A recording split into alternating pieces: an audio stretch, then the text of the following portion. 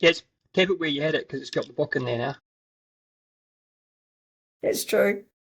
Okay. Yeah, no, that's good. Alrighty, should we kick into it then? Yeah. Um, so you've just recently written a very great book called Hooked on Gut Health, and it's what's been out probably about a month now. Is that fair? Yeah, Month, maybe a it's little bit longer. just been on Amazon just before Christmas. Yeah. A And Christmas read, Ben. a Christmas read, yeah, I've already read it, so I really enjoyed it. And I Yeah. thought after reading it and having a bit of a chat to you, we thought it might be a good idea to do this little podcast series and sort of work our way through, I guess, a lot of the stuff that you put in the book, but kind of probably got on the odd tangent and stuff as well. Um, so I guess before we get stuck into some of the details, do you want to just talk a little bit about what autoimmune disease actually is and what allergies actually are? Because that kind of lays the foundation of everything, well, the whole reason why you've written the book, right? So maybe if we just have a bit of a chat through that and what they actually are as a high level kind of summary. Alrighty. Well, there's around 80 different autoimmune diseases from, lupus, MS, scleroderma. There's a lot, but they've all got a common denominator really, and that is your own immune system's become dysfunctional, and it's turned on either the cells of your body or signaling proteins within your body. So it's actually attacking yourself really. It's a self attack. So say like for type 1 diabetes, for instance, that the immune system is attacking the beta cells within your pancreas, and those are the cells that produce insulin. So autoimmune diabetes or type 1 diabetes means that you lose your beta cells within the pancreas and you can't produce insulin, which is obviously life threatening and leads to people needing to take insulin for the rest of their lives. Mm-hmm. Yeah. Yeah. And in say MS, multiple sclerosis, it's attacking the myelin sheath around your neurons in your brain. So it causes dysfunction in your body. Often so it starts in your feet and works the way up to other things. Mm. Yeah. What about the allergies as a side? Because they're not autoimmune diseases, but they can also be quite debilitating for people, yeah? They're immune diseases though. So they're still it's still a disorder of a malfunctioning immune system, which is a hallmark of modern man, really, that our immune system's causing too much inflammation in our body. And in the case of allergy, say allergic asthma, for instance, when you breathe in harmless environmental substances, the cells lining your lungs are overreacting to not, like we're breathing in thousands and millions of little particles in our environment, and for most people it doesn't cause a problem. But when your immune system's malfunctioning, then it's overreacting to benign particles like dust. Like we should be able to tolerate dust, but more and more people are getting allergies to dust or pollen or any other environmental substance, really. So what should be benign is being treated as dangerous by your own immune system. So it's a malfunctioning immune system. Yep. They're different in the sense that autoimmune's attacking the own cells of your body. Allergies is more an immune dysfunction with outside Yeah, that's right. It's particles, whatever you want to overreacting, and call so them. the immune cells and the cells that line the lining of the gut, not the gut, the lung, and in the example of asthma, are becoming inflamed and agitated and producing, products that are causing the symptoms of asthma. Yep. Yeah. Yep. So before we kick into a little bit of the initial details about what we're actually going to discuss and how we think, or especially you think, and other people think, we can put certain autoimmune disease and allergies into remission. Do you want to just quickly talk about your story? Now, I know you don't necessarily like talking about your story and what you've gone through, but I think it's quite important just to set the scene about how you got into the space, why the book was written and the results that you've seen. And I think your story is quite important because it's quite on the extreme side of autoimmune diseases, right? Yeah, I don't mind talking about it. I just feel as if I've talked about it a little bit. And so for me, it's repetitive, but it's probably new news for everybody else. But So it sets the scene so well. So I yeah, think it's yeah, important yeah, just to yeah. spend a couple minutes talking through that and your journey through the process. Yeah. So I had scleroderma with myositis. So scleroderma is this fibrotic disease that all your tissues harden. And it's quite a serious disorder for some people and less serious for others. But it basically affects every single cell in your body. It's because it affects the collagen, which is everywhere, really.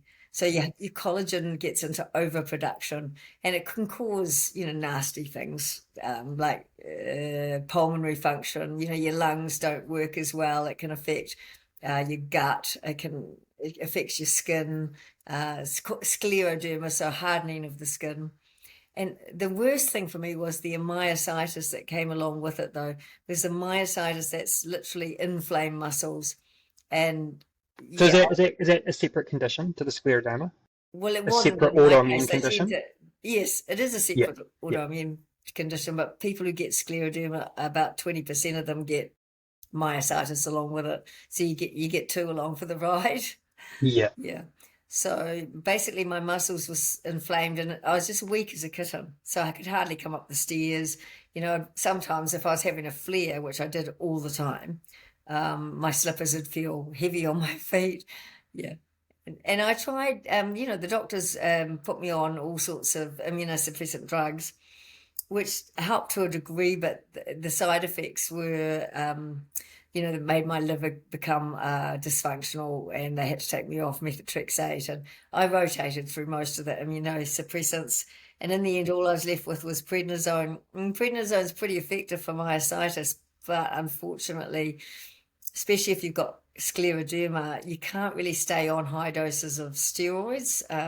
Side effects are potentially kidney failure. Mm. Yeah. And obviously it deteriorates your bones and things like that. So I was always weaning off and then getting another flare, so I would flare up and down, up and down, up and down every 3 months. Then when I inoculated with hookworm, so I took, Just quickly before you jump into that, yeah, what was the rough time frame between when you first started getting symptoms to this point where you're coming on and off so it was 8 years. immunosuppressants and stuff? 8 years. I That whole was process was eight well years. into it Yeah. and still flaring every 3 months. Yeah. And the flares were like clockwork? Like clockwork. Well, as soon as I Yeah. went down the prednisone, I'd flare again. So if I wanted to get off the couch and go out and live a life, then I needed to take steroids. But then I'd have to come off them again, wean down to my base, which was about 5, or they'd put that up to 7 actually in the end. 7 milligrams of prednisone. So I'd get down to that. But as soon as I get down to that, I'd flare again and have to take 30. So it was just a revolving situation, really. And during that time, that 8 year process, were you steadily getting worse, or did things get to a point where they stabilized? They were fairly stable. Like I was, well, as long as I was on the steroids, my CK, which is a measurement of muscle cell death, would be low, and low as in not normal, lower, and I'd feel a little bit better. And then when I'd flare, the 30 milligrams to go back up to 30 or 40 milligrams of prednisone a day, and then I'd feel better again and come down. So the situation was stable. I wasn't stable. I was wildly unstable. But the situation was, unstable. Was stable, I suppose. Or Yeah. it didn't seem to be getting worse. Yeah. Yeah. Yeah. And And my lung so, function had come down from like a really good high functioning lungs to sort of borderline low, which I still am interesting. now, but it hasn't deteriorated further. But so the 8 years that I was unwell for, my lung function declined. They do lung function tests every year, declined to just below the 80, which is just below normal. Why would that have happened, do you Normal-ish, think? Is that just because you weren't using them, basically? Or was it Well, more to do with the autoimmune? It could have been just because I wasn't using them, but they're testing them for a reason, because they expect your lung function, because of that hardening.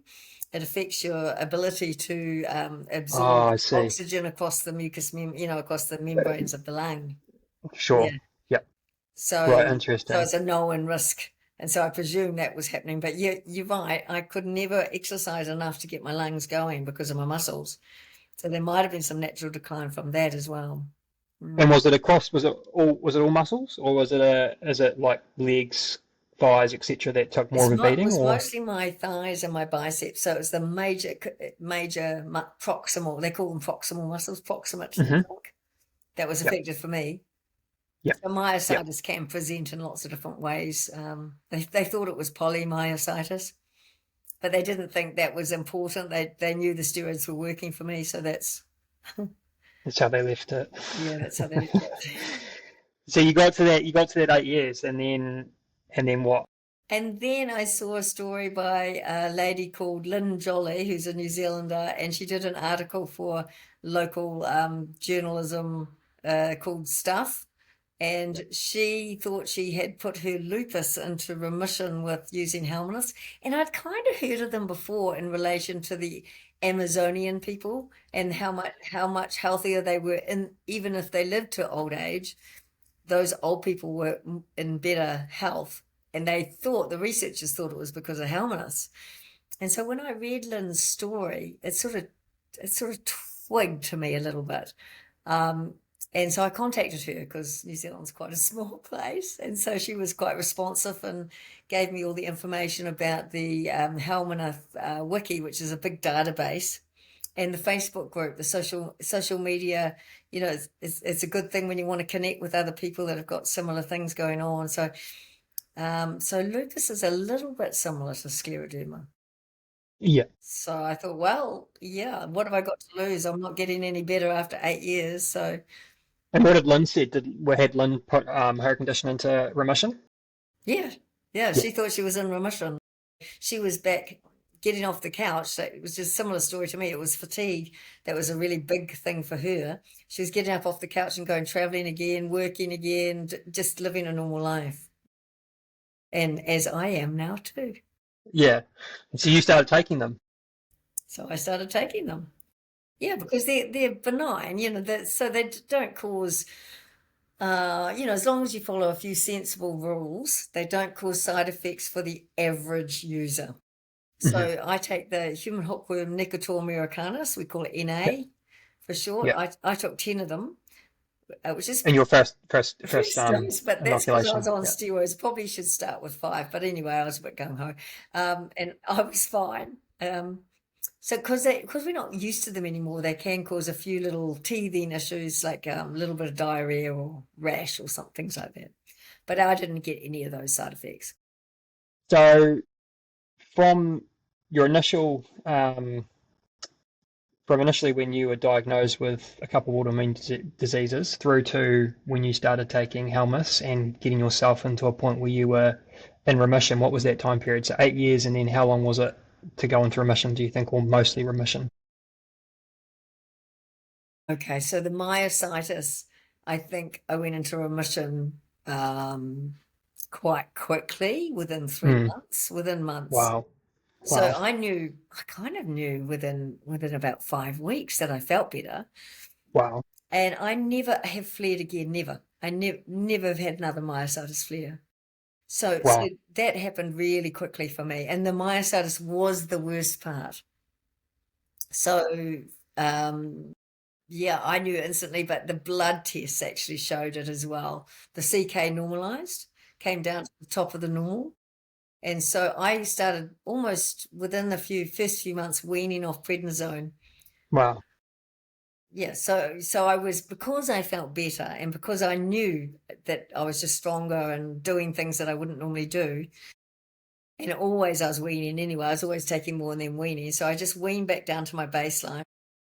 And then from there, I was physiologically addicted to prednisone, and it's quite a dangerous drug. You can't just come off it quickly, and you'd feel terrible if you did, but it is actually physically dangerous to do so. So I would just wean literally 0.5 milligram every month, which is incredibly slow. But that's what I needed to do and the weaning process wasn't that great because whenever I weaned, I would feel bad for a couple of weeks, with Wow, even that muscle amount. strength. So it was really hard to know, but the blood tests were coming back all normal, so I just kept weaning. It took me a year or two to get off the prednisone. Wow. And since then, you're completely fine. Completely fine. Yeah. Wow. Well, And how's the scleroderma? the scleroderma, you see, it's hard to know. Once cells have hardened and they've stopped functioning properly, sometimes you're not going to get full function back. So the scleroderma was more difficult to tell. But I don't believe I've progressed any. So the disease progression has stopped.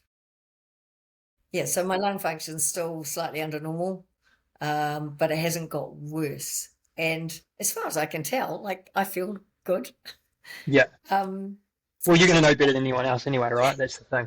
I think I'm in remission from scleroderma too, but time will tell because it's a progressive disease that, can go bad later on. But it's been I've been on hookworm 7 years now, so I'm 15 years down the track, so I think I'm good. Yeah. I think I'm good to go. But I've Yeah. also, after a few years, I also started small doses of TSO, which is the pig whipworm. So the NA took me to the top of the normal range for the CK, and I thought I felt pretty good, but I actually felt better again with a little top up with the TSO, and my CK dropped again Wow. within a month or so of starting the TSO. It dropped again to the middle of the range. Wow. And as long as I keep taking it, I don't get any of the calcinosises that I used to get. I still get the occasional one, but it's often linked to when I've stopped taking the TSO again, which I think is really interesting. So the NA got you most of the way there, and the TSO is sort of the icing on the top. I think for me, basically. 2 species Yeah. was better than one. And Yeah. some people with long-term chronic disorders that they've had many years, like me, they find that 2 species works better than one. Yeah. So Yeah, that's a good way to set the scene, I think, and it kind of it's a good way for us to lead into the next thing that we want to talk about. So before we go into a bit of the history on Helminths and some of the different Helminths, which I think is important to touch on, and you do a great job of that in your book as well. One thing that's important to hit straight off the bat is the elephant in the room, and that's around the bad reputation that Helminths have, just generally. And I think there's a complete misunderstanding of what they are and what they do. So do you want to touch on that and where that history has come from and why it is so detrimental now when we bring up this topic about Helminths or therapeutic Helminths? Helminths, traditionally they've called them parasites. And of course, some of them are parasites, but most of them are probably benign at lower doses. And some of them seem to be symbiotic, which are beneficial. And how they got a bad reputation, and they're probably the most misunderstood organism on Earth, because people think that you have to wipe every single one of them out, which is actually not true. And they've gone through those countries that still host Helminths naturally and rolled out anti-Helminthic therapy just on a routine basis. And in some places, they may well have needed it, and in other places, they did more harm than good. So I think it has to be a very considered, mass medication of people with anti-Helminths. It has to be a very considered program, and I'm not sure that occurred. It's a bit. So this is all coming back to that story around aid workers going to Africa in the mid 1900s, right? So that's them That's heading right. In over the there. 60s, 70s, and 80s, aid workers went to Africa because there was a lot of people displaced by war. So there was a lot of refugees that were in a very stressful situation that had to leave where they lived, and they were living in camps where sometimes there was poor sanitation, like the latrines might have been right next to the cooking areas, and some of them got massive overdoses of Helminths. And Hmm. some of those Helminths would have been benign at normal doses, and some of them might well have been parasites, but they just got a huge burden of organisms that may otherwise have not caused any problems at all. And yeah, there was a terrible situation. The people were under starvation conditions, limited food, limited facilities, and huge burden, hugely stressful as well, which is a known, health disruptor. So unfortunately, because of those sort of incidents, Mm. aid workers and that sort of thing went there and they saw this and they straight away just jumped on the conclusion that helminths and parasites, well, not parasites, what do you want to call them, Yeah, was actually the cause for all these issues, right? And that's part right. of the issues for people in Africa and everyone else for having these issues. And they tried to wipe them out. The overuse of antibiotics, that occurred, well, in the beginning when antibiotics were first discovered. We didn't realize we had a microbiome. Yeah. And it's actually relatively recently that we've all got used to the fact that we've got all these organisms in our gut anyway. But so, if you could wipe out a bacteria, they were all bad, so just wipe them out. And so it was, obviously antibiotics were life-saving, and everyone was celebrating that, you could suddenly cure disorders that you could never cure in the past, and it was fantastic. But actually unintended side effects were, it was impacting our microbiome. And the same thing has happened with helminths. And certainly in the therapeutic helminths, we take them in small controlled doses, and for most people they cause not even any initial side effects. They're just nothing but good. That for me, they've just been nothing but good. And so there can be a few tummy rumbles for some people, and the odd individual may get more severe side effects. So that's something you have to know. Yeah. It's just a shame that certain incidents in history, like this example of aid workers going to somewhere like Africa, and coming to the conclusion that helminths in any number or any type were bad for us. And there's basically been that common trend, and even now it's the same thing, right? It's like anything. A massive dose of groupthink. Yes, 100%. Yes, yeah. It's a shame because everyone's got the blinders on, right? These couple of incidents happened in history, and now that's exactly how people view it. And any helminths, no matter what number, is a bad thing. Yeah. That's what And we're told. we know because there's tens of thousands of people self-treating around the world, and I deal with, hundreds of people that are self-treating, and they're actually getting nothing but good. So we know they're not parasites. If you take them and you're getting your disease into remission, they're not a parasite. Yeah, 100%. Yeah. But it seems to be that that's what it takes for people to believe it. Like it's just this, you just run into this brick wall. And yet there are scientists that will acknowledge that they're good for you. There've been scientists that have said, if I had any hint of autoimmune disease or allergy, I would take them without hesitation. Yeah. And because they're studying them. And in fact, the Nectar americanus is a human hookworm. So when the scientists are studying them, they actually have to take them themselves. To do the study, yeah. Because they can't produce them any other way. They need to go, their natural life cycle is through a human. And so they lay eggs inside you, and from the human feces, they can be incubated into larvae. They have to go into the soil or soil-like conditions and be incubated and extracted as larvae. And so the scientists are doing that all over the world. There have been trials in Nottingham University, in Australia, James Cook University, New Zealand, the Milligan Institute. The USA have conducted hookworm trials. And hookworm's not the only therapeutic worm. There's TSO, which is a great worm. That's the pig whipworm, which is a very unattractive name. They couldn't. It is. And HDC, that's the we call that the well-being worm, because that seems to have a great effect on people's sense of well-being. And it's a really unattractive, that's a rat-type worm. Yeah. But in humans, they don't even live very long. They only live a couple of weeks. You actually have to take more of them because our own immune system kills them off. We're not the natural host of them. No. Before we Sorry, I'm touch on them. diverging off. No, no. It's good. It's good. It still sets us up nicely. But before we jump there, I think now that we've just kind of touched on, because I think when people initially hear this about hookworms, and I mean I'm a classic example of this, you just straight away think of the negative and all the stories that you've been told. And Yeah. so I think it's good that we kind of touched on that and just sort of highlighted, yeah, there's been incidents in history where it's caused this, as you called it, groupthink, and we aren't able to step away from that.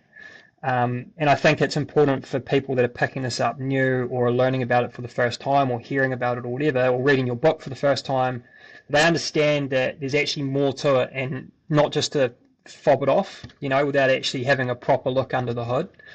The thing is So that the scientists have actually known about their keystone effect with the microbiome and the human superorganism. They've known about it since the 1950s. There were scientists experimenting with it back then, and they put it down the fact that say Africa didn't have autoimmune disease, or Papua New Guinea, they didn't have autoimmune disease, but they did carry Helminths, and they've put it down to that right from the beginning, when autoimmune disease was really emerging as a major problem and people were starting to notice it. Of course, it's escalated so that every second person either has an allergy or an autoimmune disease now. But they were sounding the alert way back then. So okay, the groupthink with scientists, but there's always been scientists that have been going, hang on, they actually are keystone species and our human superorganism can't do without them. that's a fair point. There have been some real important individuals in the space that have actually continued to push the message. So it's not everyone, but for someone like me that doesn't have a strong scientific background, or colleagues or friends or even family in that space, in that deep space of science on it, I mean, I just pick it up and be like, no, this is madness. Why would I want to infect myself with these hookworms? It does sound very unusual, and there is there's some people have a ick response to it, and other people don't seem to. That just makes complete sense right from the get-go, and they're like, can't read enough about it. They're just like, there's something going on. Why are we all sick? Yeah. Because this didn't happen to our parents. They did not get autoimmune disease, IBD, all these immune reactions. 50 years ago, it just wasn't a thing as much. Of course, the real problem started more like 80 or even 100 years ago with the advent of sanitation. Which is perfect, because that's where I wanted to go next, was the history of it.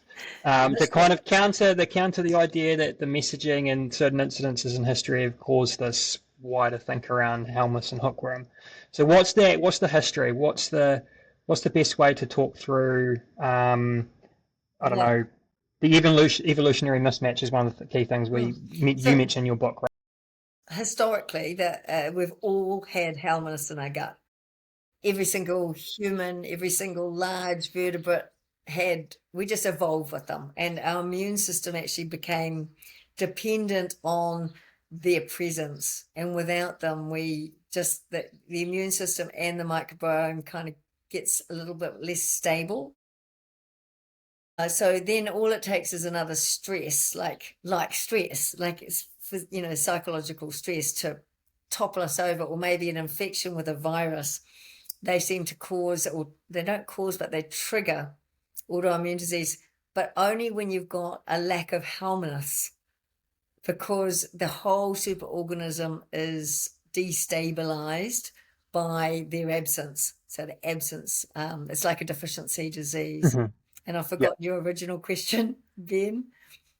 My original question was so like what, I guess, around the history of it. How do we even get into state? Because it's happened so quick. How do we stop getting them in our gut? Yeah, well, what happened? Yeah, exactly. What happened? Yeah, and then on that timeline, that trajectory, you're seeing this massive increase in autoimmune diseases and allergies off the back of it, right? And it is on the same timeline.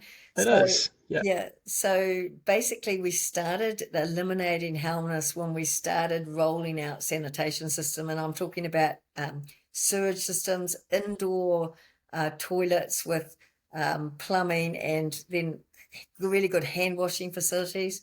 So basically, because many helminths, they go through us and they have to go out into the environment again and then come back into us. So by having a sewage system, you're basically taking away all the feces into the sewage system, which is great for preventing infectious disease. But the unintended side consequences that you've also eliminated all these other organisms that would have gone through the soil or through the water system and back into us. Because we all started getting together, around about 100 years ago, we really started crowding together in cities. So we had to get good sanitation because people were getting terrible diseases like cholera and typhoid and dying, basically. So it was literally life-saving to get sanitation systems. By doing that, we've wiped out the Helminths. And they were just innocent bystanders at that stage. They weren't causing massive problems, except in Africa and in some other places where we were getting, poor sanitation practices and massive overcrowding of people. So, yeah. And what's interesting about that is on a similar timeline, you're starting to see autoimmune diseases and allergies increase drastically in and it's been the Western slow world. build up. People say, well, how come we don't all have, when we brought in sanitation, how come we all didn't get sick straight away? And there's two reasons. One, sanitation was rolled out fairly slowly. People in rural areas still didn't have sanitation for a long time. So it was an evolving situation I remember my grandmother had a long drop. And so if you've got a long drop and you've probably not got very good hand washing facilities along with that, I remember as a little girl going to her place and going out the back, and there was no hand washing. People didn't bother. Now that is something that's worth touching on. Please keep washing your hands because we have to stop the spread of pathogens, those infectious diseases that are really bad for us. So hand washing is critical, sanitation is critical, but we can have both. We can have the best of both worlds. We can have good sanitation, good hand washing, and prevent, bad stuff, bad bacteria, bad viruses, and we can have the Helminths. So we can have both situations. But anyway, so that was one reason, was sanitation. And the second reason is that the human superorganism, the microbiome, is a very powerful force within the superorganism to control and to modulate our immune system. So without the Helminths, that we carry on for a while, we just destabilized. And so with a good diet, less stress in our lives, and good amounts of exercise and vitamin D, which our parents actually did live like that. They started to get more autoimmune disease. Autoimmune disease was rising, but only slowly. And as our lives became more stressful, as our diets became more processed and just, lacking fiber for the microbiome, the microbiome was affected. And in fact, the health of the whole superorganism started to tip over. So our immune system became destabilized over time. So more and more and more people were becoming dysfunctional in the sense that their immune system is dysfunctional. So there's two good points there. The first is that there's not any one thing necessarily from what you're saying that's causing autoimmune. It's just a build-up of a combination of things through environment, stress, lifestyle, diet, etc. Yep. The other thing that's also scary is that the prevalence is increasing, but also the age is decreasing. So we're seeing it come through in younger and younger people. Is that right? And I think you talk a bit about this in your book as well, don't you? That's right. You're seeing things like type 1 diabetes occur earlier and earlier, so that it's occurring in babies.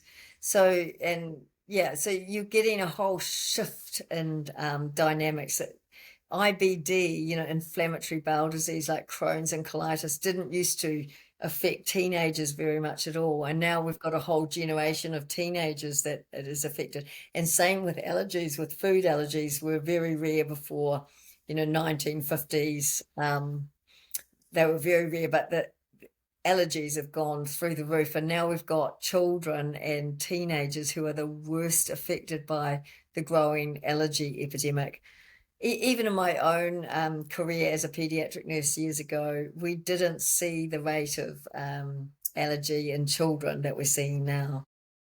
And IBD was very rare. So it's over this last 30 years, it's really, the incidence has increased. And they've done studies on this. And the scary thing is it's not slowing down either. It's And increasing. It's yeah, not increasing. just the amount of people getting it, but the rate of increase is increasing. So say 5% incidence a year, but every year that the rate of that increases. So It's it going up. becomes an exponential curve, which is Yeah. straight up basically. It's getting closer and closer to the point where it's almost more normal to have one than not to have one. Yeah. And young people think that that's normal, but that is not normal.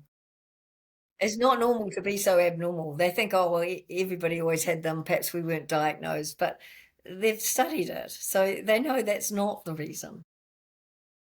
And just to go back to our Africa example again, because it's the best one to use, if you compared the rate of, and again, you touch on this in your book and maybe you can elaborate, but when you compare autoimmunes and allergies in places like Africa and third world countries where the loading of helminths is a little bit higher, well, a lot higher than what it is in Western countries now, the incidence of autoimmunes and allergies doesn't really exist, does it? No, It's nowhere near as prevalent. where everybody's got a Helminth, they don't have it. It's pretty well non-existent.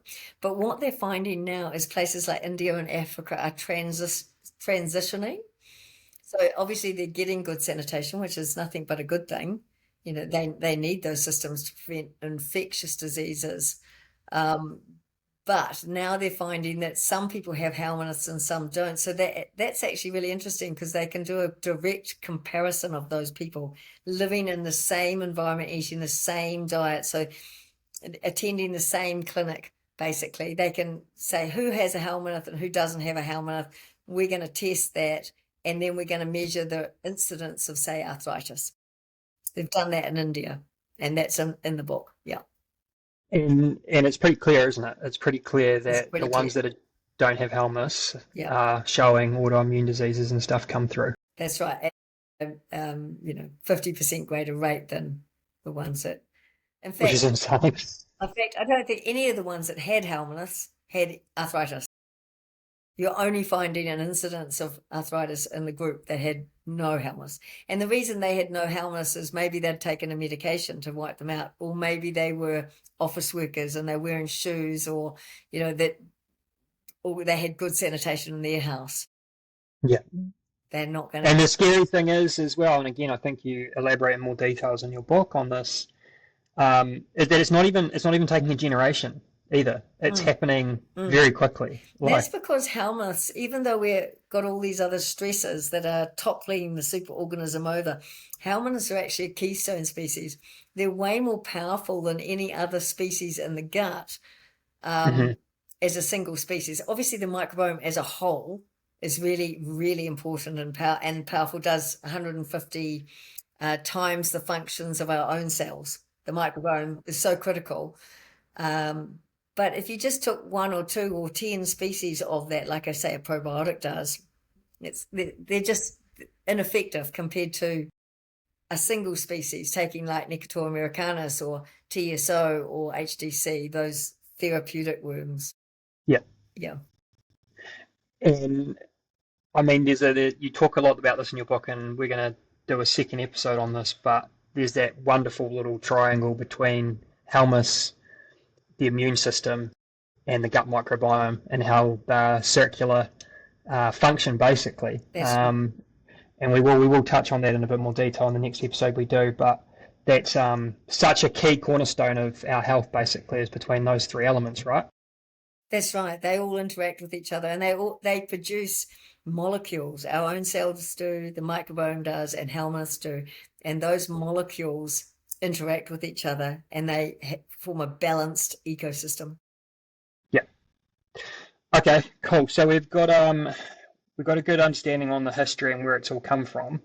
So over the course of the last 50, 60 years, there's sort of four therapeutic helminths that are used. Obviously, there's Necator americanus, there's TSO,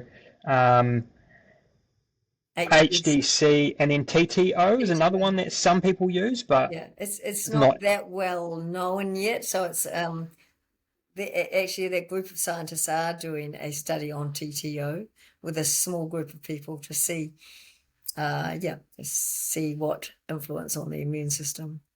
But it's So do you want to just do a quick rundown on at least maybe the main three ones that, yeah, I know you've already touched on them briefly, but just a little bit of a summary on the main three and, what people should know when they're picking this up for the first time. Nicotor americanus, I call that the people's worm, and it's much easier to remember than the long name, and it's abbreviated to NA. So that's the human hookworm. That's a really the people's worm, because it's really economical. It's a really effective worm. It's our old. It only really lives in humans for any length of time. So it's This is the one that evolved with us, basically, right? basically Nicotor americanus is one that evolved with us, and so did TTO. Now TTO is the specialty worm, and so that seems particularly good for colitis, for bowel disorders. And then there's TSO, and I call that the good guts worm, because it's a very gentle worm. So it doesn't cause any side effects even in the beginning. And that's the pig whipworm. It's the pig whipworm, yeah. And it's a really effective worm for inflamed guts, basically. So for your ulcerative colitis and your Crohn's disease.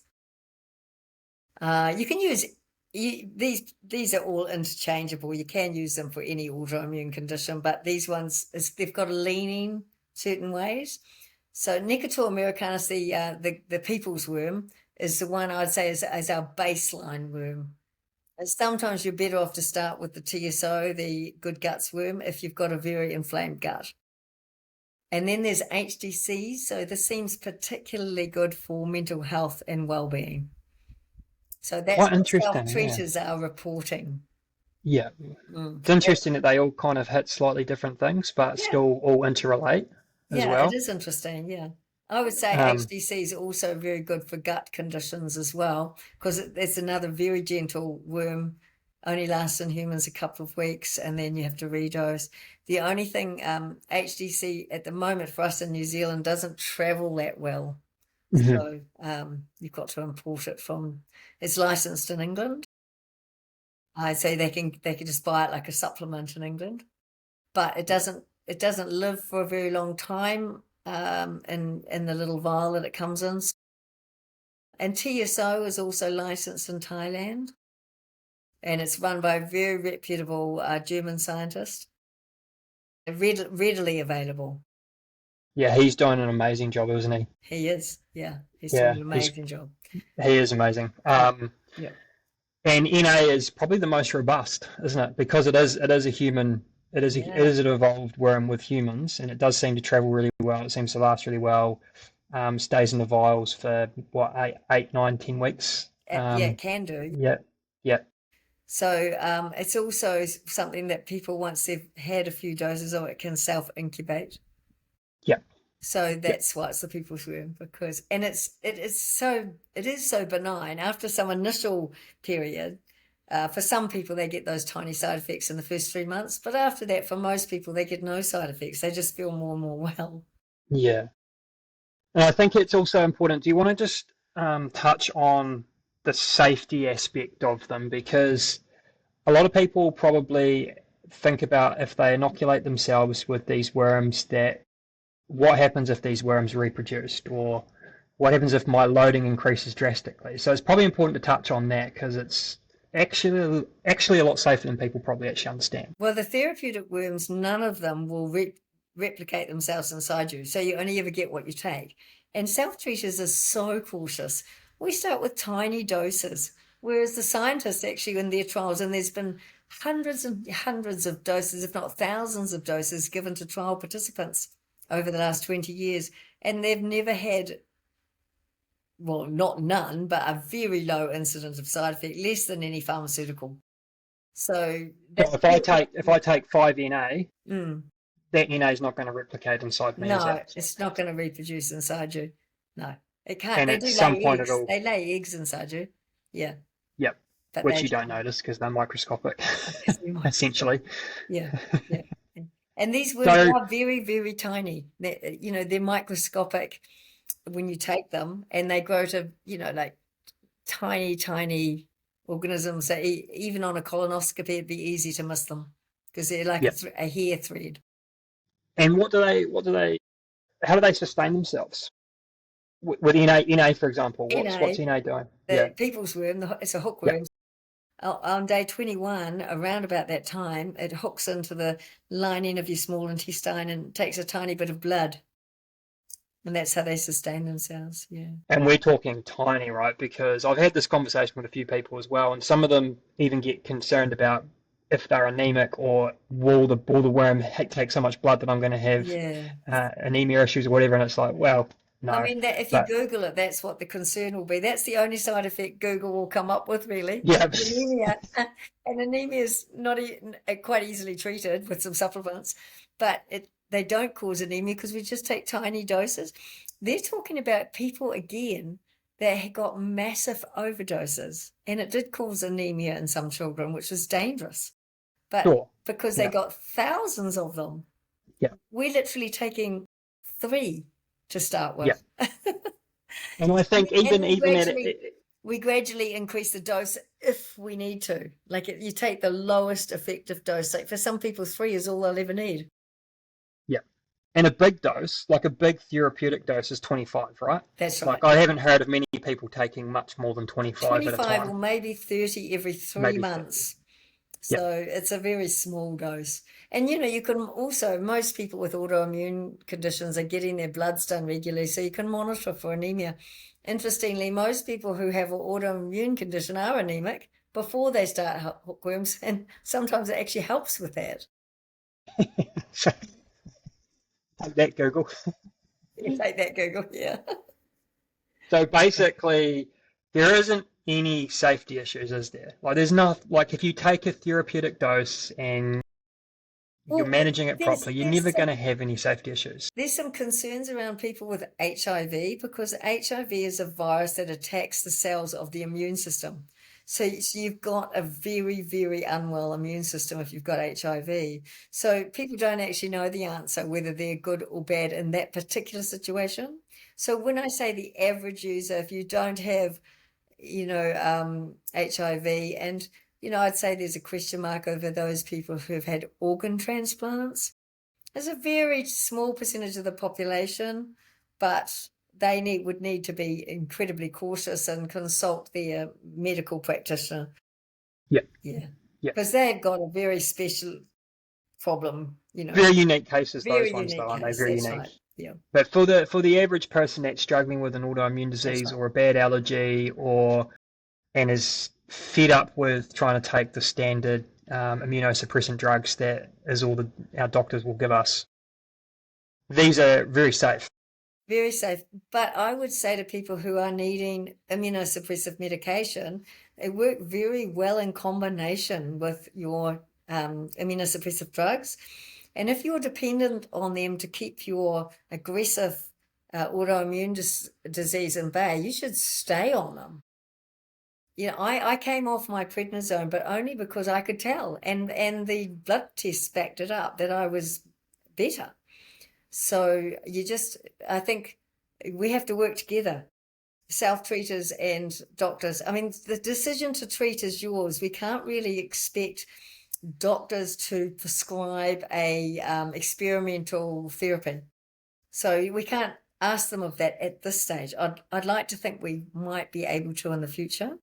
But so their decision to treat is yours as a Yeah. self-treater.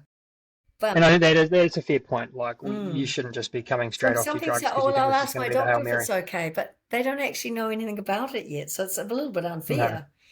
Yeah. But once you've made that decision and you're self-treating, you should definitely tell your doctor. If you've made that decision to do it, you have to own it and say, yeah, and how's this going to work? And they might not know anything about it, but they'll pop up in New Zealand anyway. They have the attitude my doctors have, if it's helping you and yeah, go for it. In New Zealand, I'm not sure about the situation elsewhere, but Well, I mean, I think the other thing that's worth highlighting on that point is that there are people all over the world self-treating, everywhere Tens of basically, right? thousands of people. I mean, All 15 over the years world. ago, they Yeah. estimated it was about 20,000 people self-treating, but that was a very long time ago, and it's just had an exponential effect. Like for me, I know hundreds of people just from my influence that are treating themselves with Helminths, and every self-treater, when they get good responses, which 80% of them do, their families start treating. So there's hundreds of thousands of people likely self-treating, Which is great. which is good. Um, okay, that's perfect. So I think that's a good wrap for episode one. Mm. I think we touched on the brief background and a brief summary on helminths and how they work. Obviously, your book starts off in that vein, and it also goes into a lot more detail about what they're actually doing, like what are the helminths actually doing in the body, how are they interacting with the immune system, There's how are a they interacting with the gut microbiome. and there's a Um, lot of research, in every chapter I relied on the research that's been conducted over the past 50 years. And there's a lot of research. So there is, and when I read your book, there's actually a lot more than I thought, and that was one of the things that worried me a little bit about the space and people taking some strong belief that it could work for them, is that everyone wants to see the science or understand that it's been backed up by the science. And I always thought that there was a little bit less in this space than there actually is. But after reading your book, it became very evident that actually there's a lot that backs up this space scientifically, which is there is a great. lot. I mean, many science teams are trying to extract a drug from the molecules they secrete, because you can turn that, you can turn that into a profit, and they don't have any funding. That's just the model we've developed over the last while. We're reliant on pharmaceutical companies, and there's not a lot of funding for biological kind of medicine. No, well, it But doesn't patent alive, very well, does it? it's very hard to patent. Yes, no To money get in it. people that are growing their own, it's quite difficult to make a profit. It is. It is. But I think we've set the scene really well. And again, your book sets the scene beautifully as well. But I think for when we roll into the next episode, we're going to go into the detail a lot more. And I think we'll talk a lot more about the science, but also about what the helminths are specifically doing in the body and how they interact with the immune system and how they interact with the microbiome. And that's probably the really interesting part, because that's where all the pieces of the puzzle come together. So how about we leave it there, Okay. and we can kick off with a second one soon, and we can dive into a bit more of the science and the specifics behind it. Cool. Thank you so much, Jane. I appreciate it. Chat soon. Bye. Bye.